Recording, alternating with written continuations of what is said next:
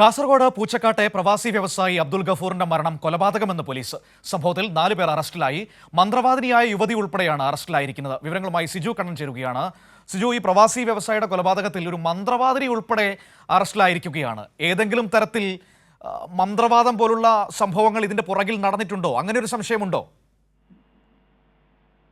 മനു, സ്വർണം ഇരട്ടിപ്പിച്ച് നൽകാമെന്ന് പറഞ്ഞ് മന്ത്രവാദം നടത്തി സ്വർണം എടുത്ത ശേഷമായിരുന്നു കൊലപാതകമെന്നാണ് പോലീസ് കണ്ടെത്തിയിരിക്കുന്നത്.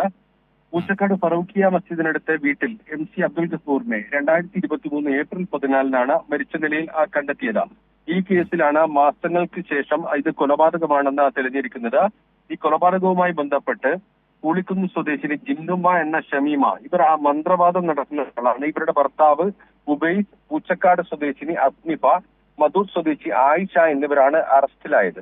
സ്വർണം ഇരട്ടിയാക്കി നൽകാമെന്ന് പറഞ്ഞ് മന്ത്രവാദം നടത്തി 596 പവൻ സ്വർണം തട്ടിയെടുത്ത ശേഷം കൊലപാതകം നടത്തിയെന്നാണ് നിലവിൽ പോലീസ് കണ്ടെത്തിയിരിക്കുന്നത്.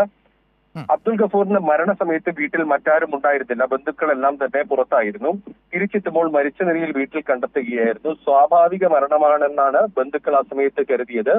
ഇതേ തുടർന്ന് മൃതദേഹം സംസ്കരിച്ചു. പിന്നീട് നടത്തിയ പരിശോധനയിൽ വീട്ടിൽ നിന്ന് സ്വർണം നഷ്ടപ്പെട്ടതായി കണ്ടെത്തിയതോടെയാണ് സംശയമുയർന്നത്.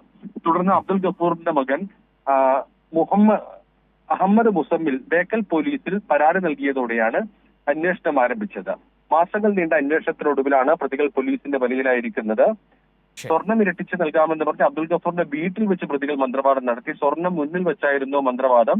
ഇതിനുശേഷം ഈ സ്വർണം തട്ടിയെടുത്ത സ്വർണം തിരികെ നൽകേണ്ടി വരുമെന്ന് കരുതിയാണ് കൊലപാതകം നടത്തിയതെന്നാണ് കണ്ടെത്തിയിരിക്കുന്നത്.